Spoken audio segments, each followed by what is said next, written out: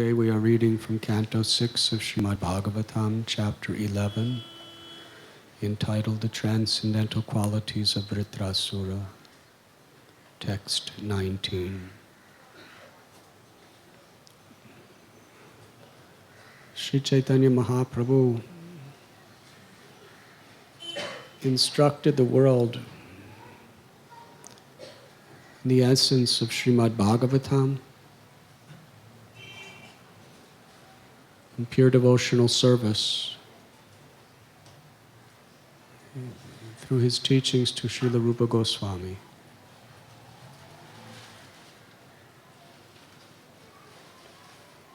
And instructed Rupa Goswami to take the words he heard from Lord Chaitanya, embellish it with quotations from Vedic literature, and the realizations that would arise from those words,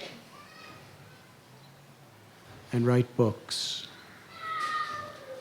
that would be the foundation for all time to come for the Gaudiya Sampradaya.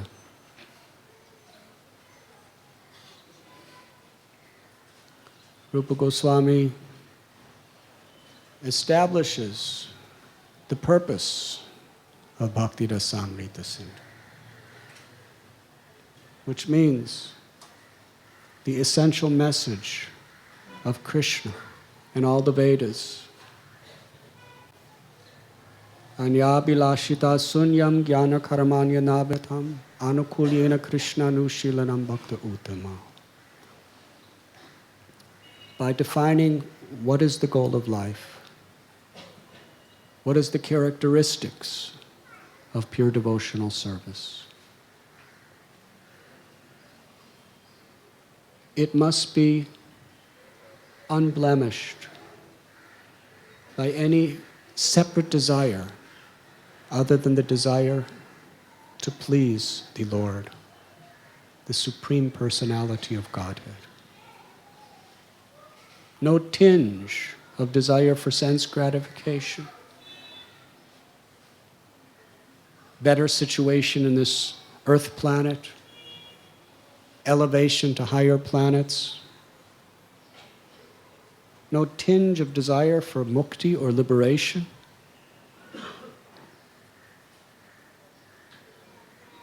freedom from suffering,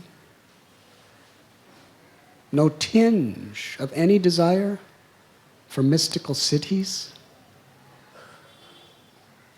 which are so very, very attractive. Pure devotional service must be favorably executed for the purpose of pleasing the Lord.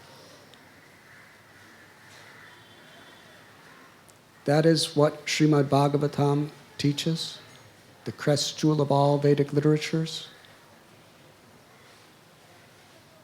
And that is the only message of Lord Chaitanya. Dharma projita kaitavatra paramaniramatsaranam satam. From the very beginning, Srimad Bhagavatam kicks out any spiritual concepts or religious principles that are not established in pure, unalloyed, unadulterated bhakti. What most of the world is aspiring, longing, and performing even charitable acts, rituals, and austerities to achieve, one who is actively intelligent rejects all those things, and especially rejects the desire for any of those things.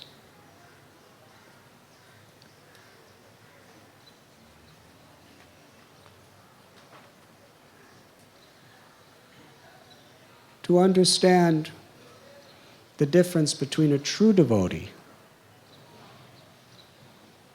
and a devotee who is in mixed devotional service is essential for us to understand what we have to strive for. Because for anyone who does not attain devotional perfection, even in our devotional service, even in our practicing the 9 processes of bhakti, we have other desires. other aspirations that are definitely within our minds. Lord Chaitanya Mahaprabhu compared all these desires to be like weeds that can choke the real creeper of pure bhakti, which is unmotivated and uninterrupted.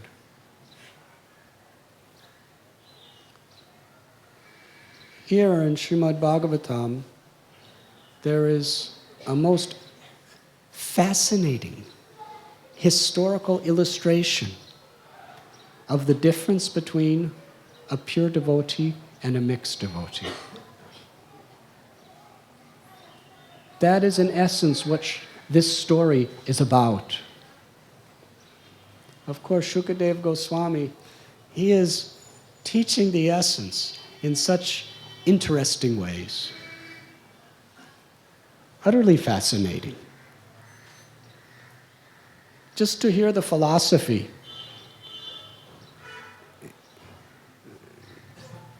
may not be so encapturing or engrossing to most people. But when the philosophy is contained in an amazing, incredible story which has factually taken place long ago in history, then we listen very carefully.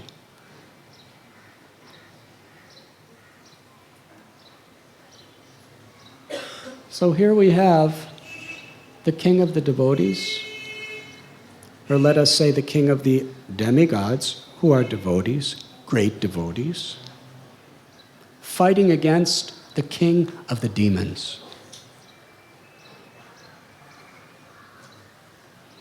And Shukadev Goswami is showing us who's the real devotee. It's not based on their caste.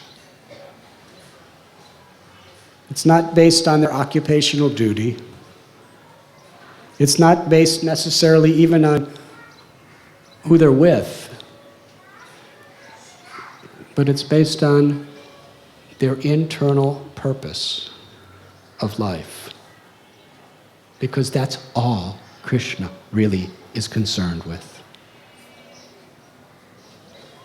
We often quote Srila Prabhupada that Krishna does not accept the thing that is offered. Krishna accepts the purpose in which it is offered. When we offer anything, whether it's our wealth, or our intelligence, or our abilities, or our words, or our heart, Krishna's only real concern is, what is your purpose? Do you have any selfish desire mixed with it? Do you want fame? Do you want power and control? Do you want facilities to enjoy sensual pleasures? If these are your desires, it is mixed devotional service. The world may glorify you, but the world's glorification is really cheap. It's fickle. All that really matters is Krishna satisfied.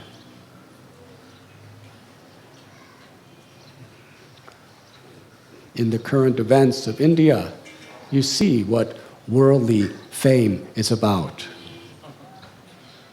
Your heroic cricketers who are on every hoarding, smiling, telling you to buy products, and you run and buy products. Who are the heroes?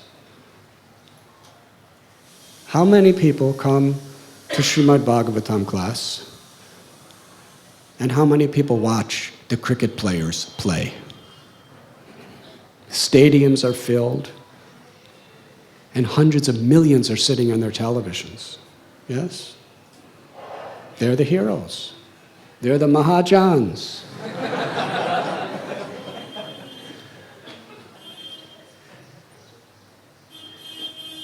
They're famous. But what is the use of their fame? As soon as they lose, people are burning their effigies and throwing shoes at their pictures and cursing them and threatening them to die. Hare Krishna. That's what fame is about in this material world. Like everything else, it's like a drop of water on a lotus flower, a lotus leaf. It's here, it's gone. Why should we be concerned? However great we are, at any moment our fame could become infamy. And however great we are, we should know there will be envious people who are going to try to destroy and turn everything against you. That's the nature of the world. Whatever you're good at increases people's envy. And they'll do everything that they can to destroy whatever qualification people see in you. Yes? That's what politics is all about. And there's politics everywhere in this world. So a devotee is not concerned with these things. What is the popular opinion? What will make me famous? The devotee is not concerned with what I'm going to get out of this. Because material accumulation is simply like a burden. Srimad Bhagavatam says, if you're drowning in the sea, the heavier your crown is, the deeper you sink. The people are working so hard to get a heavier and heavier crown.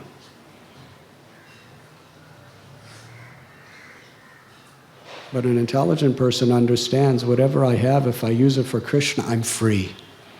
Otherwise, anything I keep is bondage. But what I give to Krishna, I'm free.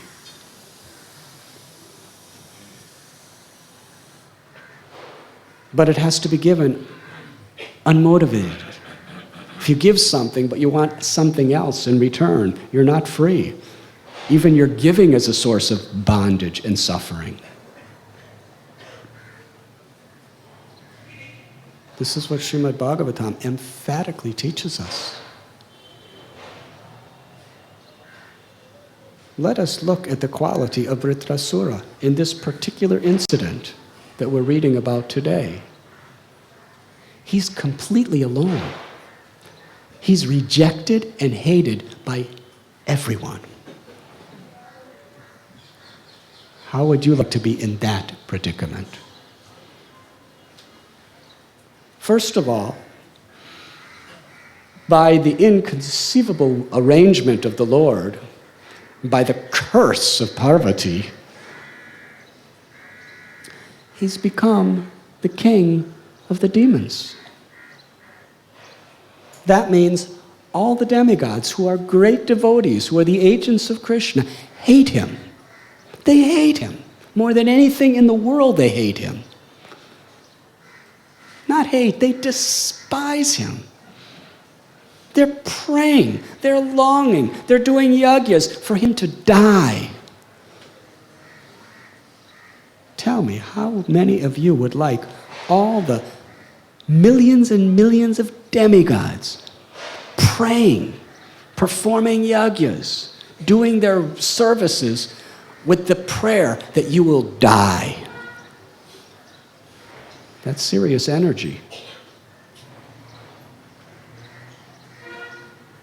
And all the sages and rishis. All the sages and the rishis, except maybe a few very, very enlightened Paramhamsas who aren't even involved in this story directly now. They're not saying anything. They're just watching from a distance.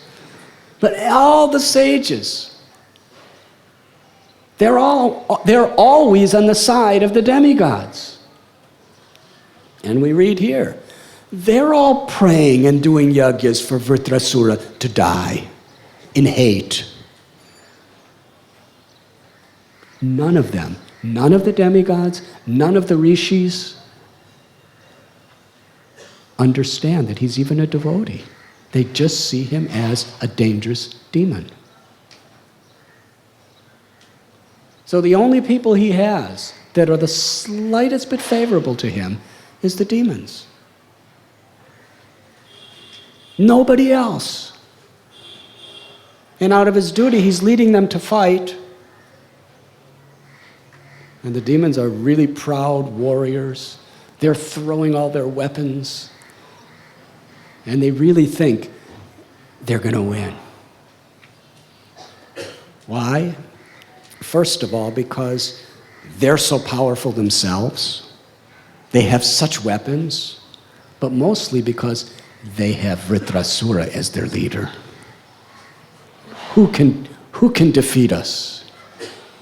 So in great enthusiasm, they attack. And they shower the demigods with massive quantities of weapons. All varieties. You can't even see the demigods. They're just like under a cloud, black cloud of all these dangerous, murderous devices. And they just keep shooting and throwing and catapulting more and more of these deadly weapons. But then what happens is the demigods clear them all away, and they're still standing there, completely ready to fight.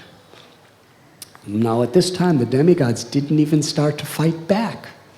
All they did is not be destroyed by the demons' weapons. And because of the demons' false pride, the fact that they could not destroy the demigods, they became so fearful, they ran away. Demigods didn't even do anything to them, but they're running away. Because they couldn't do something to the demigods, they understood they will do something to us. And as they're running away, Vritrasura is chastising them. What are you doing? Why are you so attached to this material body? Don't you know that death is inevitable? If you die a glorious death, that is most good fortune. You're going to die. If you die an inglorious death, your life is a waste. He's preaching to them. Come back. Don't be such cowards. Why are you afraid of dying? Do the right thing for the right cause. You're demons. You have to fight. Fight! And then he cites how there is two ways to have a glorious death. One is by an entire life of practicing devotional service. One concentrates his mind on the lotus feet of the Supreme Personality of Godhead and dies. That is one type of glorious death. And the other type, which is the only way for the demons, because they're not devotees by any means, they hate Vishnu, is if you die in battle and do not turn your back like a coward, you will be elevated. That is a glorious death. So come on, let us fight. The demons, they rejected Vritrasura and kept running away. Hare Krishna. And the demigods, seeing that they're fleeing like cowards, they were running behind them, shooting their arrows, and the demons were just running, not even fighting back, just running, and and then Vritrasura starts chastising the demigods. What cowards you are! How unholy! A Kshatriya never in battle will fight someone who has their back toward them. So here is Vritrasura, he's against everyone. He's chastising everyone, and everyone hates him for doing it. The demons, they're not favorable toward him. He's insulting them. They're rejecting him. So he's rejected by his own people completely, every single one of them. He's hated by all the sages and the yogis. He's hated by all the demigods. Who does he have? But he doesn't care, because he's a pure devotee. He knows in his heart of heart that he is executing the desire of Krishna.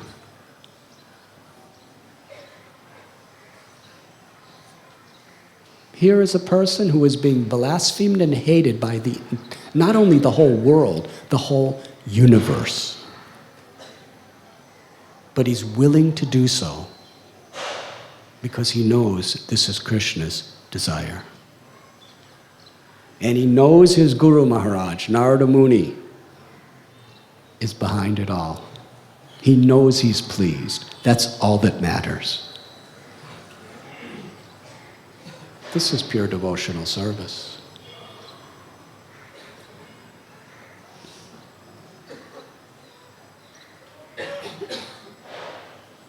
Vritrasura is fighting with Indra. Actually, what happens is he sees everyone's running away on his army, so I'm the only one. I have to do it myself. It was his prescribed duty. It was his destiny. He had to fight and try to win, but he knew he would lose. He had complete faith, total faith that he would lose, but still he fought. And he roared so loud that the demigods fell unconscious. And then he started trampling on them with his feet. He had huge feet. They didn't know how lucky they were, getting the dust of the feet of such a Paramhamsa Vaishnava. Not only was their feet on their head, their feet was completely crushing the whole body. Narottam Das Thakur prays that his only desire in life is to have the dust of the feet of the devotees. Prahlad Maharaj prays that the only way anyone has ever attained pure devotional service is by bathing their body with the dust of the feet of the great Vaishnavas. How fortunate were the demigods, being trampled by the feet of Vritrasura. But they couldn't recognize it. It was horrible. And seeing this Indra, he felt it was his duty to defend. And beside that, he had the Vajra, the thunderbolt. How could he lose? So he threw first his club at Vritrasura, who nonchalantly caught it with his left hand and threw it back. It hit Airavata, the elephant carrier of Indra, pushed him back 14 yards, broke his mouth. He was bleeding, and he fell down along with Indra.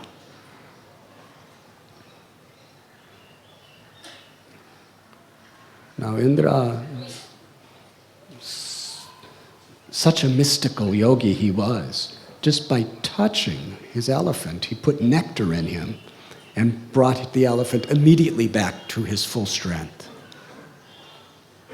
But Indra was discouraged. He gave up all hope. Because if my club, which is so powerful, had no effect against Vritrasura, it's hopeless. There's no use fighting. I'm finished. And he just stood there lamenting. And Vritrasura is preaching to him.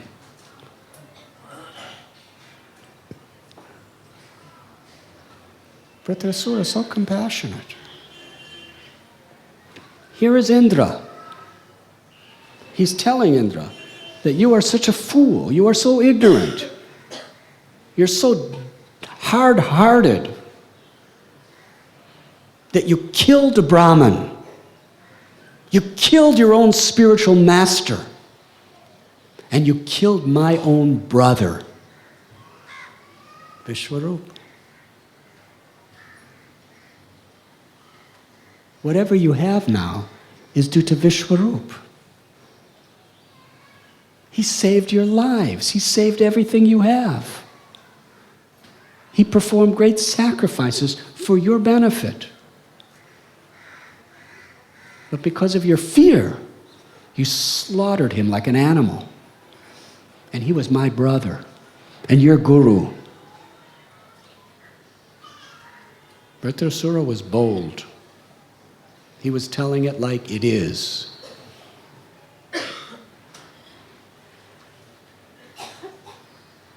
But don't you see, Indra, that thunderbolt of yours was made by my brother, by Dadichi. It was made from the bones of Dadichi. Not my brother. Dadichi gave up his life to give you that thunderbolt. And it was all done under the direction of Vishnu. It has to kill me. It's Vishnu's will. It has to kill me. This is the difference between a pure devotee and a mixed devotee. Vritrasura had complete faith in Vishnu, and Indra did not.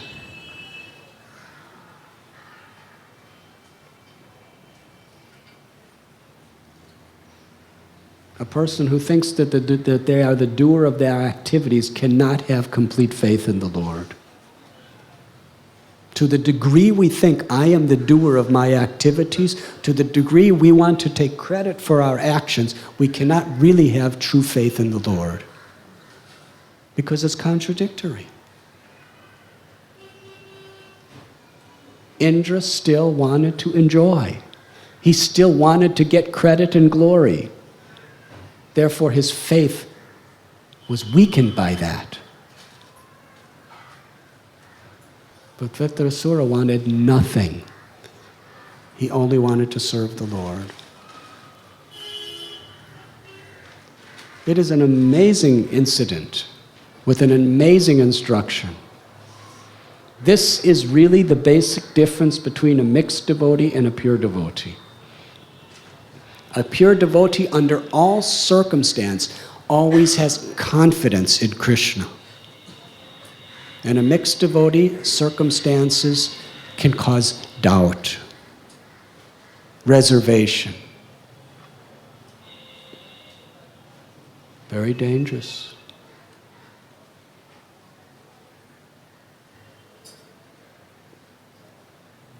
Indra is thinking, I'm the doer.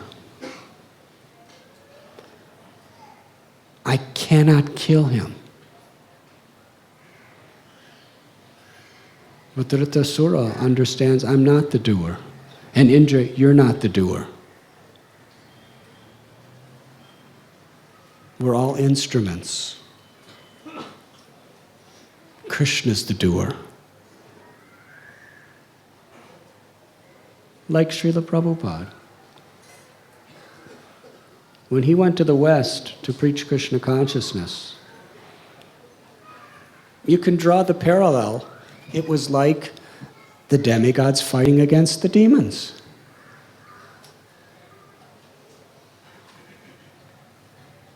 An entire demoniac civilization.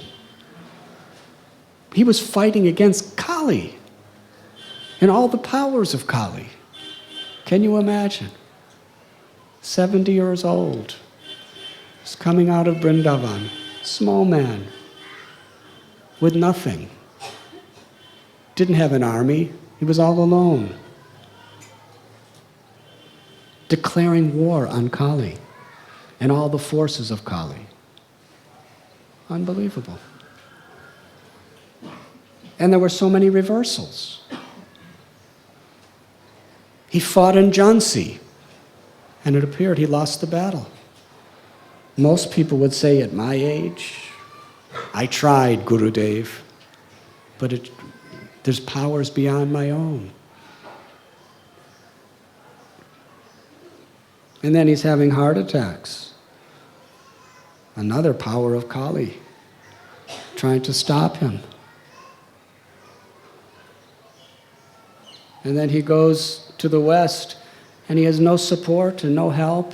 And even the army of his comrades in India, not a single one was willing to give sufficient aid. Send some men. Send some money. Nothing. He got a couple mridungas and pair of kartals. That was it.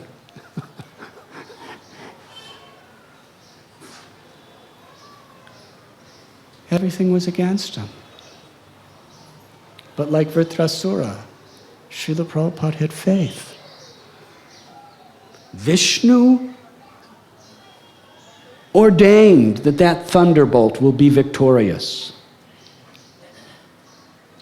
Lord Chaitanya Mahaprabhu, his words came through his own spiritual master, Bhaktisiddhanta Saraswati Thakur, that the holy name will be chanted in every town and village throughout the world. And his guru said, you go out and do it. Srila Prabhupada had faith in that instruction. In the Jaladutta, Srila Prabhupada writes, I don't have anything except one thing. I have faith in the holy name of the Lord, which is the weapon of the Lord. He knew that he would be victorious because it was God's will. And he had nothing and no one except his guru, who had left this world many decades before. That was his only support, was the holy name and faith in his guru.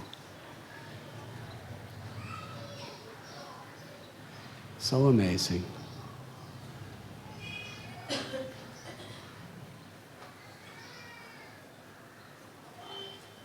You see, Vritrasura was not thinking in terms of I and mine. He was thinking in terms that everything is Krishna's. Indra was thinking, this is my thunderbolt to be used for my purpose. But as far as Vritrasura was concerned, his own trident and Indra's thunderbolt were both the property of Krishna.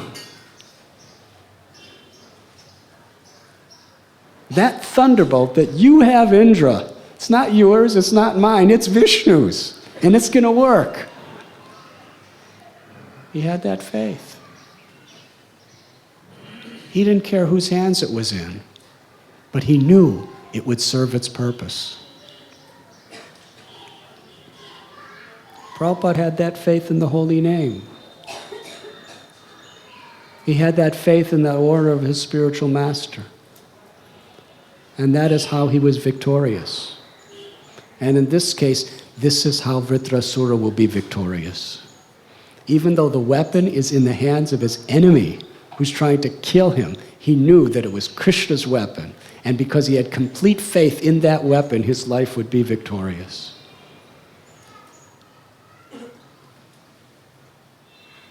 And he's telling Indra that you want to win this battle so that you can enjoy the heavenly kingdom. But I want to die and go back to Godhead. So your killing me will satisfy both of our purposes perfectly. Vritrasura was disgusted with this material world.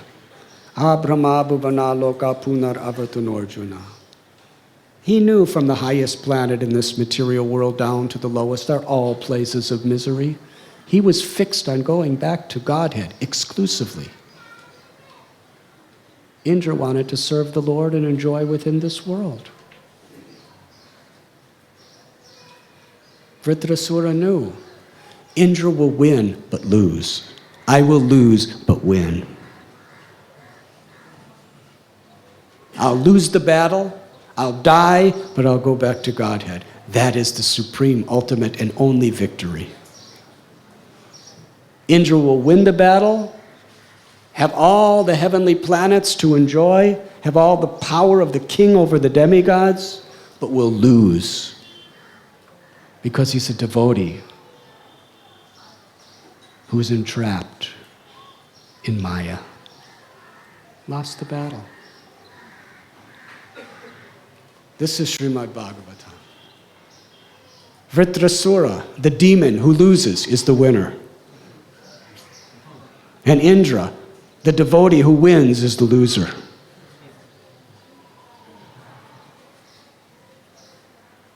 This is the substance of what Srila Prabhupada has given us.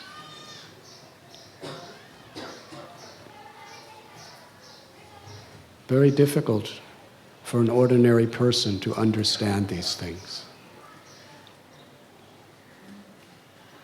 People are struggling and striving with so many efforts to somehow or other maintain this life, which is our duty, especially in the service of the Lord, to maintain body and soul together as far as possible.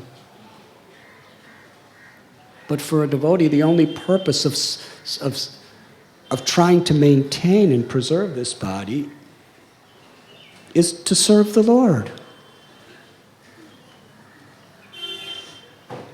Bhaktivinoda Thakur prays, Krishna, if you want to kill me or if you like to protect me, you can do anything you want with me. I'm your servant unconditionally.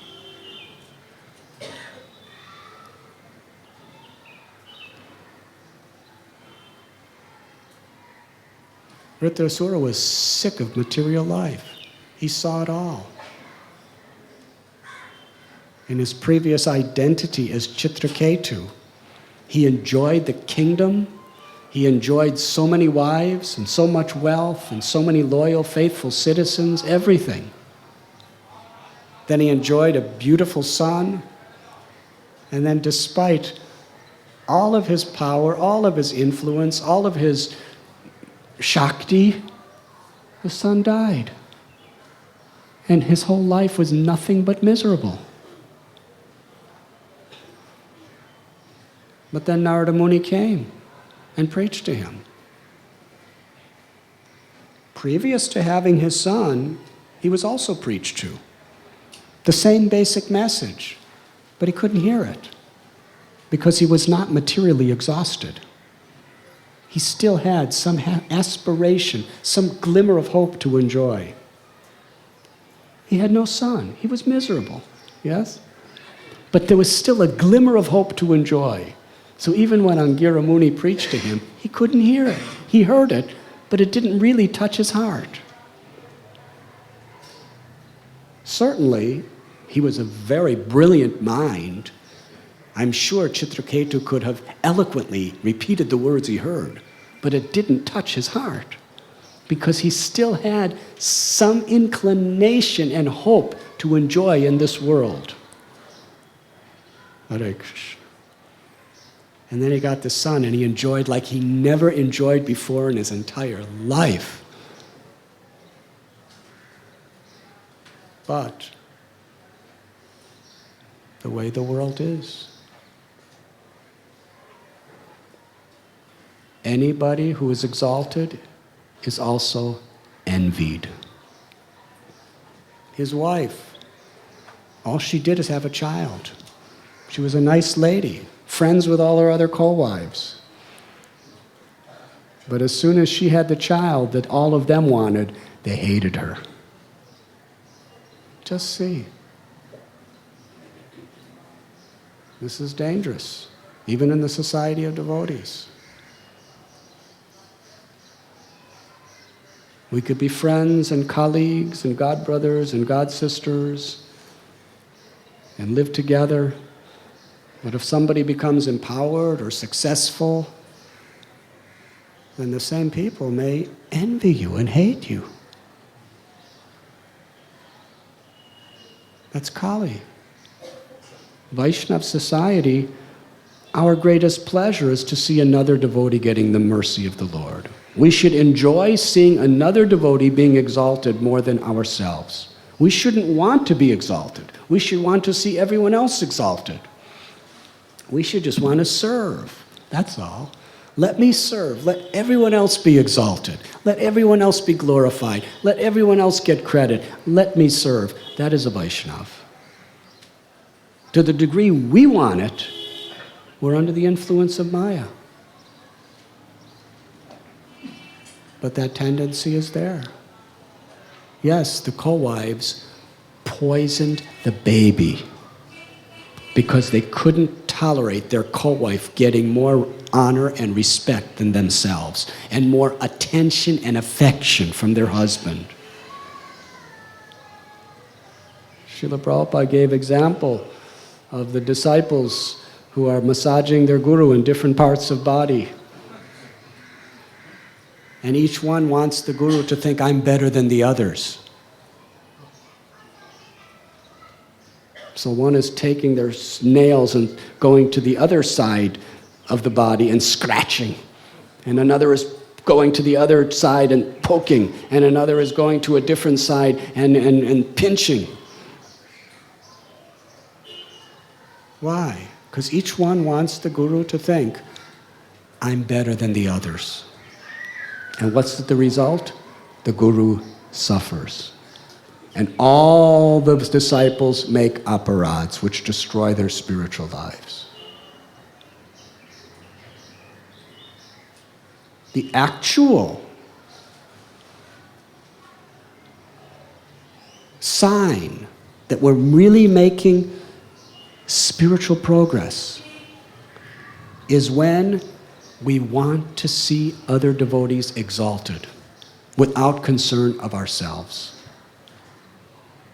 When we want to see other devotees loved, respected, getting affection, getting appreciation, and we're simply happy to serve.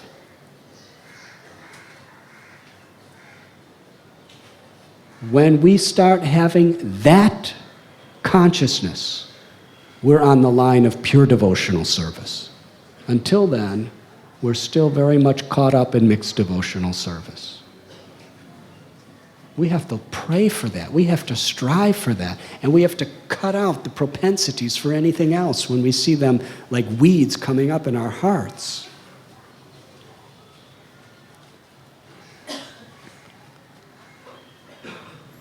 Chitraketu was devastated when his son was killed.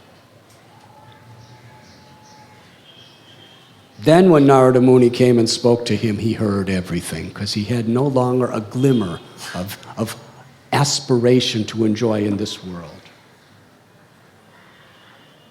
Then he could hear. And he enshrined those words in the core of his heart. And Narada Muni even brought his son back to life to preach to him. Then when the son died again, Chitraketu was very ecstatic. Yes, go back to Godhead, my son. I'll join you. He didn't care anything for this world. He only cared for Krishna. He completely surrendered and gave all credit to Narada Muni, nothing for himself. And that is how, when he was misunderstood by Parvati and cursed and blasphemed, not blasphemed, criticized, chastised. How would you like to be severely chastised by Parvati, the presiding deity of the entire material nature? Hare Krishna. He took that chastisement with such humility. Yes, Mataji, what you're saying is very good. I didn't mean it that way, but still, whatever you have spoken, I accept. I will become a demon. I will take a hellish birth. Thank you very much. And it wasn't just theoretical. He knew he would become a demon. Sometimes we say, but we don't really believe it's going to happen. But when Parvati says it, it's going to happen. And here he is, horribly ugly in his physical features, a monster, miserable monster, hated by, and at this particular time, he's rejected by everyone. But he has faith. He has faith in the thunderbolt, that Indra is holding to kill him. Because he has faith, this was made under the instruction of Vishnu. Therefore, it will be victorious. It was his duty to fight and fight as hard as he could, but he knew he would lose and die because he was not on the side of the Lord. And he was eagerly awaiting that moment. Very similar to Bhishma. He fought and he fought and he fought because it was duty, but he always prayed to die. Vritrasura had to fight. It was his prescribed duty. And he fought. To the end he fought. We're going to see. He preaches to Indra. He chastises Indra. And somehow or other gives Indra faith. Indra lost faith in Vishnu. Vritrasura is preaching to him to have faith. And Indra had faith. That's the power of the association of devotees. By hearing in the association of devotees, one gets faith. Indra got faith by hearing from Vritrasura. Such good satsang. And then he attacked. He cut off Vritrasura's arm. And then Vritrasura attacked again. And he cut off his other arm. And Vritrasura had no arms. Then he just laid on the ground and opened his mouth and swallowed Indra. He didn't stop fighting because that was his duty. But he knew he would die. And after swallowing Indra, he just went into samadhi. He thought, okay, now Krishna, I'm yours. I've done my work. I fought. Indra's not around anymore. Somewhere inside. There's nothing I could do to him in there. And the amazing thing is, why didn't Indra die in the belly of Vritrasura? Because he was protected by the Narayan Kabacha, which was given to him by Vritrasura's brother, who Indra killed. He was protected by that. Otherwise, nobody could live in someone like Vritrasura's digestive system.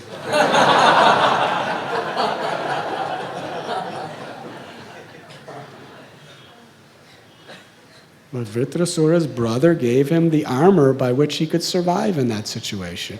And he had his thunderbolt. Vritrasura just completely fixed his mind on the beautiful form of Lord Shankarshan and went into total samadhi, gave up all external consciousness. And meanwhile, Indra, with his thunderbolt, he pierces through the abdomen of Vritrasura and comes out. And Vritrasura is just completely in ecstasy, out of this world, meditating on the Lord. Now, how many of you could be so fixed in meditating on the Lord that you're still alive, you're not under any anesthesia, you're just the meditation on the Lord is so engrossing that someone can just, with a thunderbolt, pierce through your belly, and you're just like this. And then Indra, with his thunderbolt, is trying to cut off Vritrasura's head. Now, this is a thunderbolt. This is not just a surgeon's scalpel. This is a thunderbolt made out of the bones of Dadichi, made under the instruction of Vishnu. It's the most powerful weapon in the whole material world.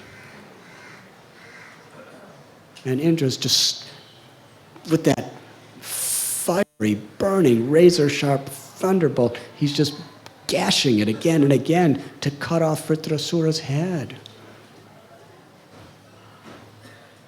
Now, usually in a situation like that, you want a fast death, right? It's not that you want it to last a year. But his neck was so stiff because he was in samadhi, it took Indra 360 days, 1 full year, to penetrate his head, to penetrate his neck. And that whole year, with a hole in his stomach and his head being sawed off. Vritrasura didn't even know what was happening. He was completely immersed in meditation on the form of Lord Shankarshan, his beloved Lord. That is absorption.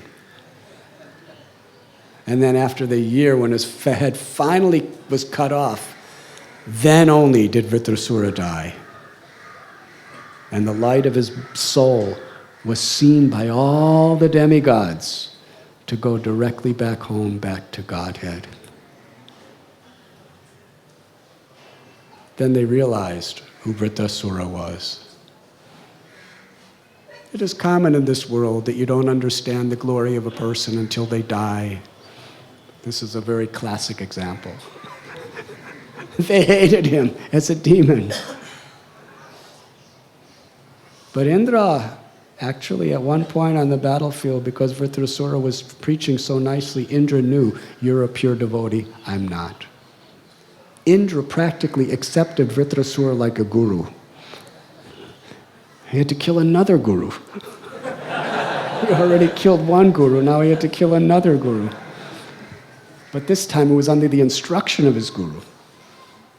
This is really an amazing thing. Guru is telling you, kill me, kill me.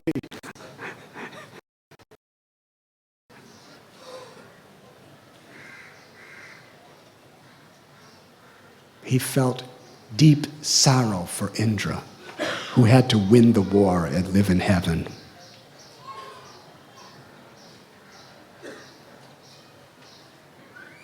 Srila Prabhupada named his magazine Back to Godhead. We distribute it. We may even sometimes read it.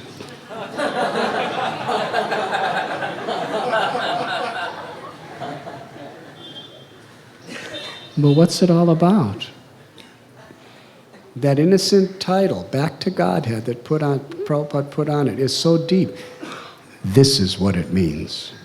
We're reading about it in this particular Leela today, what it means to want to go back to Godhead. Thank you very much.